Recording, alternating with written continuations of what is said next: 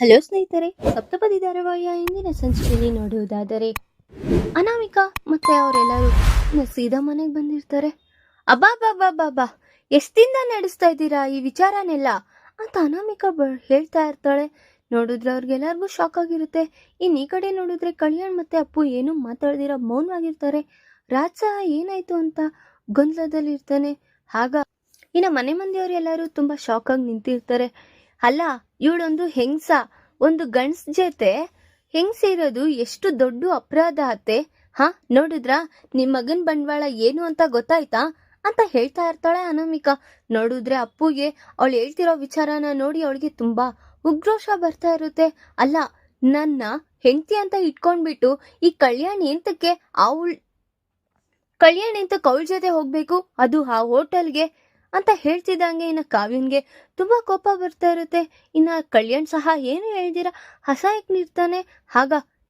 ಅಸಹಾಯಕನಾಗಿರ್ತಾನೆ. ಇನ್ನ ಧನಲಕ್ಷ್ಮಿ ಅವ್ರು ನೋಡಿದ್ರೆ ಅಪ್ಪುಗೆ ಬೈಯೋ ರೀತಿ ಮಾತಾಡ್ತಾ ಇದ್ದ ಹಾಗೆ ಅಪರ್ಣ ಅವ್ರಿಗೆ ಕೋಪ ಬಂದಿ, ಧನಲಕ್ಷ್ಮಿ ಏನ್ ಸಿಗುತ್ತೋ ಅದನ್ನ ಮಾತಾಡೋದು ಒಳ್ಳೇದಲ್ಲ, ಅಲ್ಲಿ ಏನ್ ನಡೀತು ಏನಿಲ್ಲ ಅಂತ ಮಕ್ಕಳನ್ನ ಕೇಳು. ಎಂತಕ್ಕಂದ್ರೆ ನನ್ನ ವಿಚಾರದಲ್ಲಿ ಎಷ್ಟು ಅಪರಾಧ ನಡೆದಿದೆ ನಿಂಗೆ ಗೊತ್ತು ತಾನೆ. ನನ್ನ ಮಗನ್ನು ಹಿಂಗೇನೆ ನಾನು ಬ್ಲೇಮ್ ಮಾಡಿ ಈಗ ಅವಂದೇ ಯಾವುದೇ ರೀತಿ ತಪ್ಪಿಲ್ಲ ಅಂತ ಗೊತ್ತಾದ್ರೆ ಎಷ್ಟು ಪಶ್ಚಾತ್ತಾಪ ಪಡ್ತಾ ಇದ್ದೀನಿ ಅಂತ ನಿನಗೆ ಗೊತ್ತಾಗ್ತಿದ್ಯಾ? ಸ್ವಲ್ಪ ನೋಡ್ಬಿಟ್ಟು ಮಾತಾಡೋದನ್ನ ಕಲಿ ಅಂತ ಹೇಳ್ತಾ ಇರ್ತಾರೆ ಅಪರ್ಣ ಅವರು ಸಹ. ಇನ್ನು ಅದನ್ನ ನೋಡಿ ಧನಲಕ್ಷ್ಮಿ ಸಹ ಮೌನವಾಗಿದ್ದಾಗ, ಅಲ್ಲ ನನ್ನ ಮಗನೂ ಅಂತವನಲ್ಲ, ಏನೋ ಆಗಿರುತ್ತೆ ಧನಲಕ್ಷ್ಮಿ, ಸ್ವಲ್ಪ ಎಂಕ್ವೈರಿ ಮಾಡಿದ್ರೆ ಸರಿ ಹೋಗುತ್ತೆ ಅಂತ ಪ್ರಕಾಶ್ ಅವರು ಹೇಳ್ತಾ ಇರ್ತಾರೆ. ಇನ್ ಈ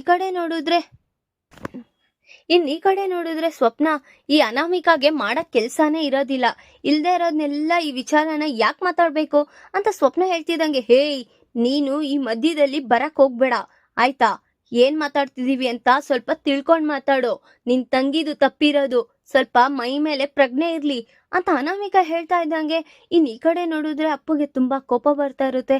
ಆಗ ಅನಾಮಿಕಾ ಬಾಯಿಗೆ ಬಂದಾಗೆ ಮಾತಾಡೋದು ಸರಿ ಅಲ್ಲ, ಸ್ವಲ್ಪ ಏನಾಯ್ತು ಎತ್ತ ಅಂತ ತಿಳ್ಕೊಂಡ್ ಮಾತಾಡೋದನ್ನ ಕಲಿ ಅಂತ ಕಾವ್ಯನೇ ಹೇಳ್ತಾ ಇದ್ದಂಗೆ, ಹೋ ಅಲ್ಲಿ ಏನ್ ನಡೀತು, ಹೇಳಿ ಆಯ್ತು ಅಂತ ಅನಾಮಿಕಾನು ವ್ಯಂಗ್ಯವಾಗಿ ಮಾತಾಡ್ತಾ ಇದ್ದಾಗ ಇನ್ನ ಧನಲಕ್ಷ್ಮಿ ಅವರು ಸಹ, ಅಲ್ಲ ಫಸ್ಟ್ ಆಫ್ ಆಲ್ ನಿಮಗೆ ಅಲ್ಲಿ ಬರೋದಿಕ್ ಯಾರು ಹೇಳಿದ್ರು ನನಗ್ ಗೊತ್ತಿಲ್ಲ, ನೀವೇನೋ ನೋಡಿ ಏನೋ ತಪ್ಪು ನಿರ್ಧಾರ ತಗೊಂಡ್ರೆ ನಾನೇನು ಮಾಡೋದಿಕ್ಕಾಗಲ್ಲ ಅಂತ ಹೇಳ್ತಾ ಇರ್ತಾಳೆ ಕಾವ್ಯ.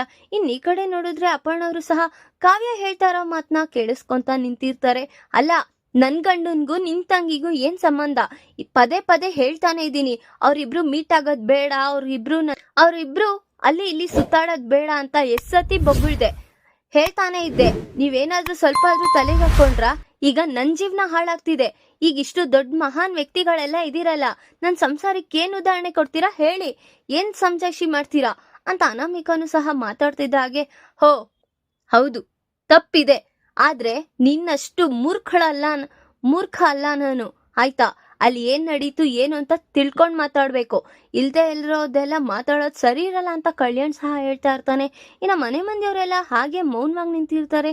ಇನ್ನ ಅಪ್ಪು ಮಾತಾಡೋದಿಕ್ಕೆ, ಅಲ್ಲ ನಿಮ್ಗೆ ಇದುವರೆಗೂ ಗೊತ್ತಿದೆ ಆ ಅನಾಮಿಕಾ ಮೆಂಟಾಲಿಟಿ ಏನು ಅಂತ. ನಾವೇನಾದ್ರೂ ಕಾಮಾಗಿ ಮಾತಾಡಿದ್ರೆ, ಏನೋ ಸಿಲಿಯಾಗಿ ಮಾತಾಡಿದ್ರೆ ಅವಳು ಫಸ್ಟೇ ಸಂಬಂಧ ಕಟ್ತಾ ಇರ್ತಾಳೆ. ಅಲ್ಲ, ಒಂದ್ ಮಟ್ಟಿಗೆ ಕಲ್ಯಾಣ ನಾನು ಇಷ್ಟಪಟ್ಟಿದ್ದೆ, ಆದ್ರೆ ಅನಾಮಿಕನ್ ತಾಳಿ ಮರ್ತೋಗಿ ನನ್ನ ಫ್ರೆಂಡ್ ಅಂತ ನಾನು ಅನ್ಕೊಂಡಿದ್ದೀನಿ, ಅದ್ರಲ್ಲೂ ಪದೇ ನನಗೆ ಈ ರೀತಿ ಚುಚ್ಚಿ ಮಾತಾಡ್ತಾ ಇದ್ರೆ ನನಗೆ ಎಷ್ಟು ಬೇಜಾರಾಗಲ್ಲ ಹೇಳಿ ಅಂತ ಅಪ್ಪನು ಸಹ ಹೇಳ್ತಾ ಇದ್ರೆ ಇನ್ನ ನಾಗವೇಣಿ ಮತ್ತೆ ರಾಹುಲ್ ಸಹ ಇಬ್ರು ಹಾಗೆ ನೋಡ್ತಾ ಇರ್ತಾರೆ. ಅಪ್ಪ ಹೇಗೋ ನಾವ್ ಅನ್ಕೊಂಡಿದ್ ಬೆಂಕಿ ಹುರಿತಿದ್ಯಲ್ಲ ಅಂತ.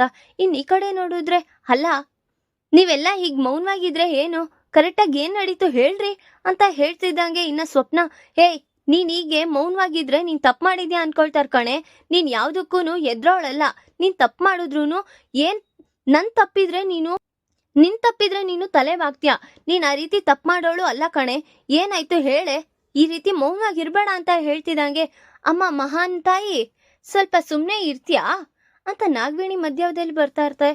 ಆಗ ನೀವೇನು ಮಾತಾಡಕ್ ಬರೋದು ಅಂತ ಹೇಳ್ತಿದಂಗೆ, ಇದು ಅವರು ಮಾತಾಡ್ಕೋತಿದ್ದಾರೆ, ಮಧ್ಯ ನೀನ್ ಹೋಗ್ಬೇಡ, ಎಂತಕ್ಕಂದ್ರೆ ಅವಳು ನನ್ನ ತಂಗಿ, ನನಗ್ ಮಾತಾಡೋ ಅಧಿಕಾರ ಇದೆ.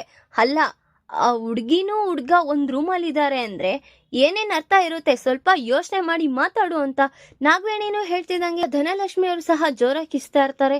ಅದನ್ನ ನೋಡಿ ಸ್ವಪ್ನನು ಸಹ ಮೌನವಾಗಿರ್ತಾಳೆ. ಹೌದು, ನೀವೆಂತವ್ರು ಏನು ಅಂತ ನನಗೆ ಗೊತ್ತಿಲ್ವಾ?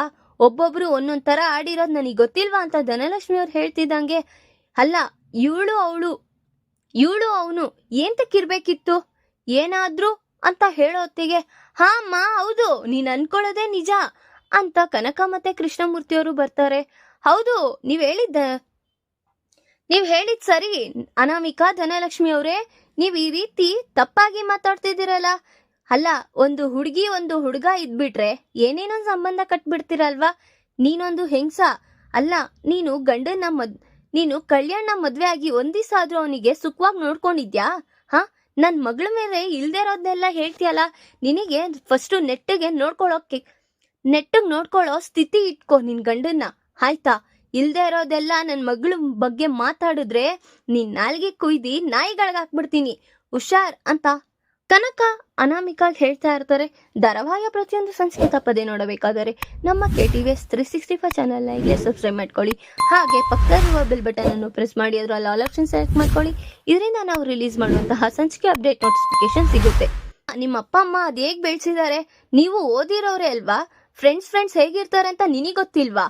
ನೀನ್ ಏನಪ್ಪ, ಏನ್ ಜನ್ಮನೋ ನಿಂದು ಅಂತ ಹೇಳ್ತಿದಂಗೆ, ಹೇ ನೀನೇನು ನನ್ ಬಗ್ಗೆ ಮಾತಾಡೋದು? ಸ್ವಲ್ಪ ನಿನ್ ಮಗಳು ಹೇಗ್ ಸಿಕ್ಕಿದಾಳೆ ಅಂತ ನಿನಗ್ ಗೊತ್ತಾ? ರೂಮಲ್ಲಿ ಹೋಟೆಲಲ್ಲಿ ಇವನು ಮತ್ತೆ ಅವಳು ಇಬ್ರು ರೆಡ್ ಹ್ಯಾಂಡೆಡ್ ಆಗಿ ಹಿಡ್ದಿದೀವಿ ಗೊತ್ತಾ ನಿನಗೆ? ಅದ್ ತಿಳ್ಕೊಂಡ್ ಮಾತಾಡು ಅಂತ ಅನಾಮಿಕಾ ಕನಕಾಗೆ ಎದುರುತ್ರ ಕೊಡ್ತಾ ಇದ್ರೆ, ಹಾ ಏನಾದ್ರೂ ಕೆಲ್ಸದ ಮೇಲೆ ಹೋಗಿರ್ತಾರೆ, ನೀವ್ ಈ ರೀತಿ ನನ್ ಮಗಳ ಬಗ್ಗೆ ಅಪರಾಧ ಮಾತಾಡಿದ್ರು ಸರಿ ಇರಲ್ಲ, ನೋಡ್ಕೊಳ್ಳಿ ಅಂತ ಕನಕ ಅವರು ಸಹ ಘಾಟಿಯಾಗಿ ಹೇಳ್ತಾ ಇದ್ದಂಗೆ, ಸಾಕ್ ನಿಲ್ಸಿ, ನಾನು ಇದನ್ನ ಒಪ್ಪಲ್ಲ. ಅಪ್ಪನು ಅಂತವಳಲ್ಲ, ಕಲ್ಯಾಣ್ ಸಹ ಅಂತವನಲ್ಲ, ಅವ್ರಿಬ್ರು ತಪ್ಪು ಮಾಡೋ ಚಾನ್ಸೇ ಇಲ್ಲ ಅಂತ ರಾಜ್ ಸಹ ಹೇಳ್ತಾ ಇರ್ತಾನೆ. ಅದನ್ನ ನೋಡಿ ಕಾವ್ಯನು ಸಹ ಮೌನವಾಗಿ ನೋಡ್ತಾ ನಿಂತಿದ್ದಾಳೆ. ಆಗ ಕಲ್ಯಾಣ್, ಅಲ್ಲಿ ಏನ್ ನಡೀತು ಹೇಳು, ಈಗ ಮೌನವಾಗಿದ್ರೆ ಸರಿ ಹೋಗೋದಿಲ್ಲ ಅಂತ ಹೇಳ್ತಾ ಇದ್ದಂಗೆ ಇನ್ನ ಮನೆ ಮಂದಿಯವರೆಲ್ಲರೂ ಫೋರ್ಸ್ ಮಾಡ್ತಾ ಇರ್ತಾರೆ. ಅವ್ರು ನೋಡಿದ್ರೆ ಏನು ಹೇಳ್ದಿರ ಮೌನವಾಗಿರ್ತಾರೆ. ಅಲ್ಲ ನಿನ್ಗೇನೆ ಆಗಿದೆ ಹೇಳೆ, ಬಾಯ್ ಬಿಡ ಅಂತ ಅಪ್ಪಗೂ ಹೇಳ್ತಾ ಇದ್ರೆ ಅಪ್ಪನು ಸಹ ಮಾತಾಡ್ದಿರ ಪತ್ತೆ ಹಚ್ಬೇಕು ಅಂತ ಹೋಗ್ತಾ ಇದ್ವಿ.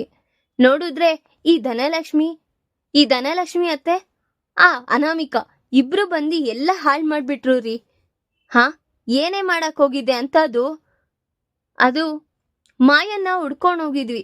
ನೀನ್ ಏನೇ ಮಾಯನ್ ಚಿಂತೆ ಬಿಡೋದಿಲ್ವಾ? ಹಾ, ಹೋಗಿ ಮಾಯನ್ ಹುಡ್ಕೊಂಡೋಗಿ ನಮ್ಮನೆಗೆ ಕಳಂಕ ತಂದಿದ್ಯಲ್ಲೇ ನೀನು ಅಂತ ಸ್ವಪ್ನಾನು ಹೇಳ್ತಾ ಇದ್ದೆ.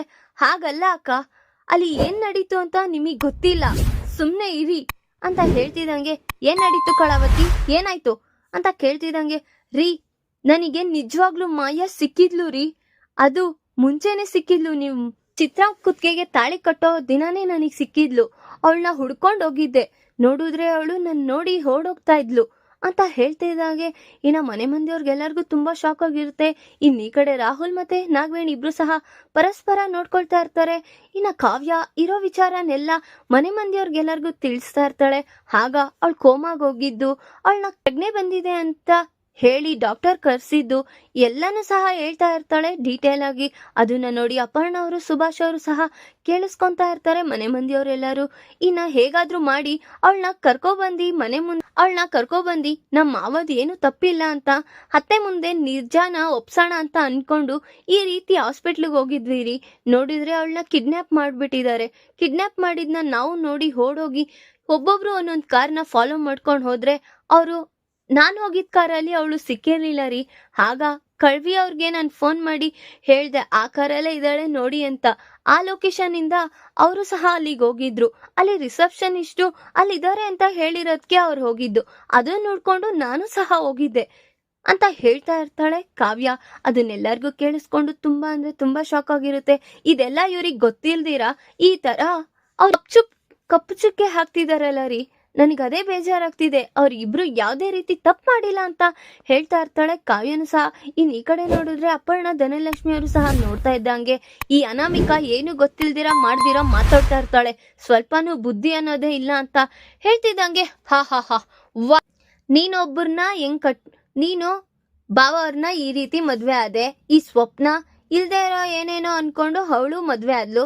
ಈಗ ಇವಳು ಹೇಗಾದ್ರೂ ಮಾಡಿ ಈ ಮನೆಗ್ ಸೊಸೆ ಮಾಡ್ಬೇಕು ಅಂತ ಅನ್ಕೊಂಡಿದ್ಯಾ? ಎಷ್ಟು ಚೆನ್ನಾಗಿ ಕತೆಗಳನ್ನ ಹೇಳ್ತಾ ಇದ್ಯಾ ಅಂದ್ರೆ ಎಲ್ಲರೂ ನಂಬಿಡ್ಬೇಕು. ನೀನು ನಂಬ್ದ್ರೆ ಎಷ್ಟು ಬಿಟ್ರೆ ಎಷ್ಟು, ನೀನ್ ಆ ಜನ್ಮನೇ ಅಷ್ಟು, ಅರ್ಥ ಮಾಡ್ಕೊಂಡಿಲ್ಲ ಅಂದ್ರೆ ನಿನ್ ಕರ್ಮ ಅಂತ ಹೇಳ್ತಾ ಇರ್ತಾಳೆ ಕಾವ್ಯ. ಅದನ್ನ ನೋಡಿ ಅನಾಮಿಕಾಗೆ ತುಂಬಾ ಕೋಪ ಬರ್ತದೆ. ಕವಿನು ಸಹ ಹಾಗೆ ಮೌನವಾಗಿ ನೋಡ್ತಾ ಇರ್ತಾನೆ. ಇನ್ನ ಕನಕ ಸಾಕೇನಮ್ಮ, ಕೇಳಿಸ್ಕೊಂಡ? ಇನ್ನ ಏನ್ ಬೇಕು? ಹಾ ಸಾಕಾ? ಅಲ್ಲ, ನನಗೇನೋ ಗೊತ್ತಿಲ್ಲ, ಆದ್ರೆ ಈ ಅಪ್ಪು ಮತ್ತೆ ಕಲ್ಯಾಣ್ ಇಬ್ರು ಮೀಟ್ ಆಗ್ಲೇಬಾರ್ದು ನನಗೆ ಅಂತ ಕಂಡೀಷನ್ ಆಗ್ತಿದ್ದಂಗೆ ಇನ್ನ ಕನಕಾಗೆ ತುಂಬಾ ಕೋಪ ಬಂದಿ, ಅಮ್ಮ ತಾಯಿ, ನಿನ್ ಗಂಡನ್ನ ನೀನ್ ಕರೆಕ್ಟಾಗಿ ಇಟ್ಕೋ ಆಯ್ತಾ? ಅವನೇನಾದ್ರೂ ನಮ್ಮ ಮನೆ ಹತ್ರ ಬಂದು ನಾನು ಅಪ್ಪು ಹತ್ರ ಮಾತಾಡ್ಬೇಕು, ನನ್ನ ಫ್ರೆಂಡ್ ಆಗಿ ಬಂದಿದ್ದೀನಿ ಅಂತ ಹೇಳಿದ್ರು ಅವ್ನ್ ಮುಖದ ಮೇಲೆ ನಾನು ಬಾಗ್ಲಾಗ್ತೀನಿ ಅಂತ ಹೇಳಿ ಇನ್ನ ಅಪ್ಪುನ ಅಲ್ಲಿಂದ ಕರ್ಕೊಂಡು ಹೋಗ್ತಾ ಇರ್ತಾರೆ. ನಿನಗ್ ಸಾಕೇನೆ, ನಾಚಿಕೆ ಏನು ಇಲ್ವಾ? ಬಾ, ಇನ್ನ ಏನ್ ಅನ್ನಿಸ್ಕೊಳ್ತ್ಯಾ ಅಂತ ಕನಕ ಅಪ್ಪುನ ಕರ್ಕೊಂಡು ಇನ್ನ ಹೊರಟಿರ್ತಾಳೆ. ಇನ್ ಈ ಕಡೆ ನೋಡಿದ್ರೆ ಹಾ, ಏನ್ ಸಖತ್ತ ಕತೆ ಹೇಳ್ತಾ ಇದ್ಯಾ ಅನಾಮಿಕ, ಏನ್ ಸಖತ್ತಾಗಿ ಕತೆಗಳನ್ನೆಲ್ಲ ಹೇಳ್ತಾ ಇದ್ದೀರಾ ನೋಡಿ. ನಿಮ್ಮಮ್ಮ ಎಲ್ಲಿ ಮತ್ತೆ ಏನಾದ್ರೂ ಈ ನಿಜ ಗೊತ್ತಾಗಿ ಮತ್ತೆ ರಾಧಂತ ಮಾಡ್ತಾರೆ ಅಂತ ಹೇಗ್ ಕರ್ಕೊಂಡು ಹೋಗ್ತಿದ್ದಾರೆ ಏನೋ, ನೀವು ನಿಮ್ ಫ್ಯಾಮಿಲಿ ಅಂತ ಹೇಳ್ತಿದ್ದಂಗೆ ಇನ್ ಈ ಕಡೆ ನೋಡಿದ್ರೆ ಎಲ್ಲರಿಗೂ ಕೋಪ ಬರ್ತಾ ಇರುತ್ತೆ. ಅದೇ ಟೈಮ್ಗೆ ಅನಾಮಿಕ ಈ ಬುದ್ಧಿಗಳೆಲ್ಲ ಎಲ್ಲಿಂದ ಬರ್ತಿದಾವೋ ಈ ಅಕ್ಕಪಕ್ಕ ಜನ ಅಂತ ಹೇಳ್ತಾ ಇದ್ದಂಗೆ ಇನ್ನ ಸುಭಾಷ್ ಅವ್ರನ್ನ ನೋಡಿ ಅವಳು ಹೇಳ್ತಿದ್ದಾಳೆ ಅಂತ ಮನೆ ಮಂದಿಯವ್ರಿಗೆಲ್ಲರಿಗೂ ಗೊತ್ತಾಗಿರುತ್ತೆ. ಎಲ್ಲರಿಗೂ ತುಂಬಾ ಅಂದ್ರೆ ತುಂಬಾ ಶಾಕ್ ಆಗಿರುತ್ತೆ. ಆಗ ಸುಭಾಷ್ ಅವ್ರ ಅಪ್ಪ ಅಮ್ಮ, ಸುಭಾಷ್ ಅವ್ರ ತಾಯಿ, ಅನಾಮಿಕಾ ಏನ್ ಮಾಡ್ತಾ ಇದ್ಯಾ? ಏನ್ ಮಾತಾಡ್ತಾ ಇದ್ಯಾ ನೀನು? ಹಾ, ಗೊತ್ತಾಗ್ತಾ ಇದ್ಯಾ ಒಂಚೂರಾದ್ರೂ? ಫಸ್ಟ್ ನಡಿ, ಏನ್ ಸಂಸ್ಕಾರ ಕಳ್ಸಿದಾರೋ ನಿಮ್ಮ ಅಪ್ಪ ಅಮ್ಮ ಅಂತ ಬೈತಾ ಇರ್ತಾರೆ.